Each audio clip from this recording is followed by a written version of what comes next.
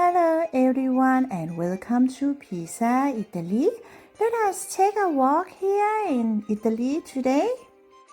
I'm starting here by the Arno River. The Arno runs through Pisa and is the big part of the city's history and daily life. I love how calm it feels. It is one of those places where you naturally slow down. This is the Monument of Giuseppe Garibaldi, one of the most important figures in Italian history, and in front of it you can see Ponte di Mezzo, the main bridge crossing the Arno River here in Pisa.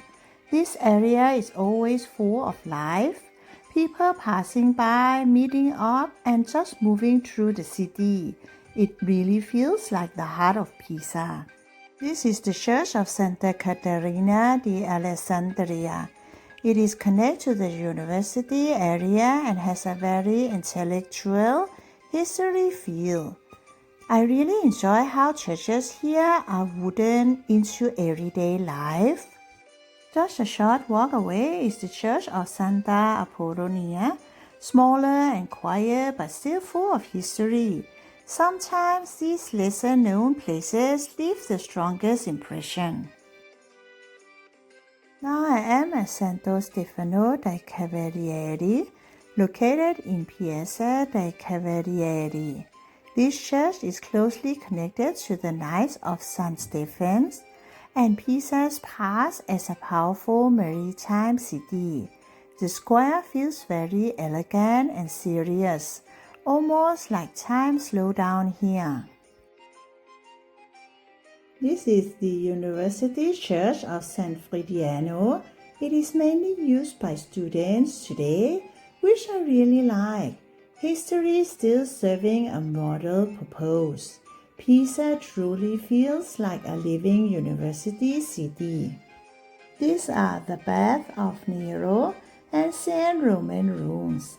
It is amazing to think that people were really living, bathing and gathering here thousands of years ago. Now I'm walking through the streets where there are stalls selling clothes, bags and everyday items. This part feels very local and alive. I love moments like this, just walking, observing and letting the city unfold naturally.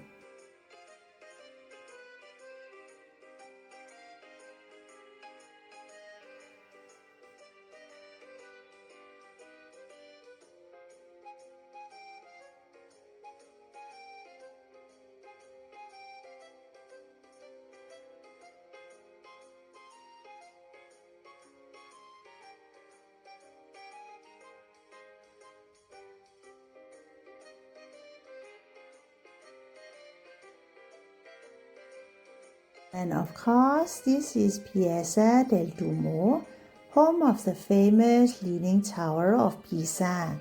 Seeing it in real life never gets old, but what really stands out to me is how much more there is beyond the tower. Pisa is full of history, small details, quiet churches, and everyday lives happening all around. Thanks for walking with me through Pisa. See you in the next one.